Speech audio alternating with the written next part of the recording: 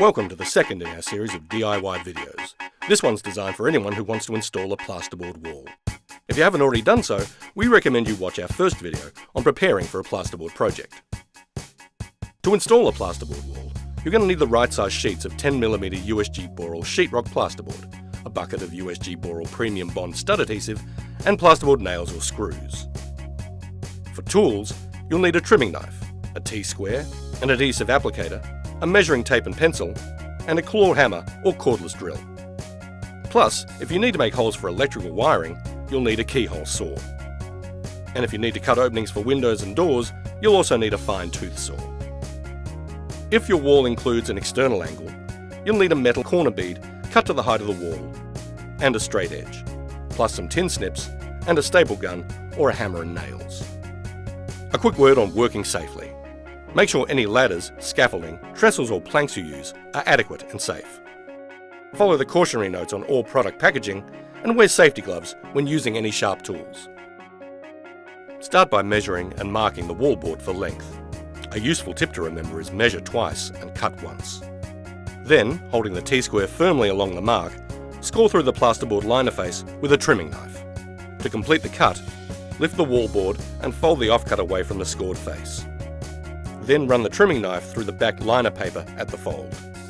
To cut your board to allow for doorways and windows, make the first cuts with a saw, then the final cut with a trimming knife.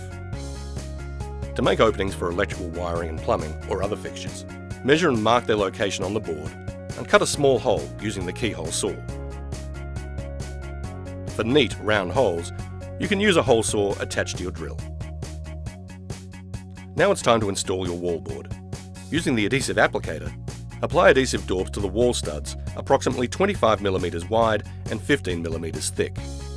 Place the daubs approximately 200mm apart and 200mm from the sheet edges. Put a couple of small offcuts of plasterboard on the floor up against the wall to allow for a 10mm gap at the bottom of the sheet. Ensuring that the recessed edge side of the sheet is facing out, position the wall board lengthways across the studs and push firmly into position. Then fasten screws at each stud along the top edge.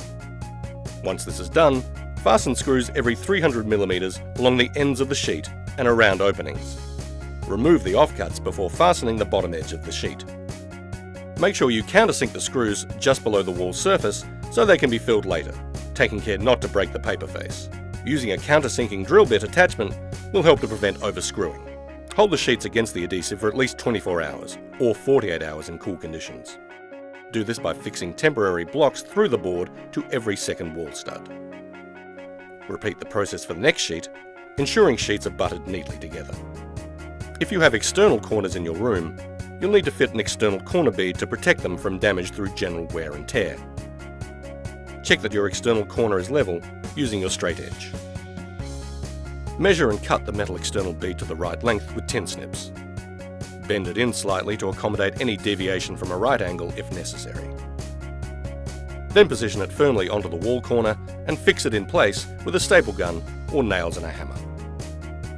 The next step after installing your walls is to finish your joints, to create a smooth surface before you paint. Watch our fourth video, Jointing and Finishing Plasterboard, to see how to complete the job.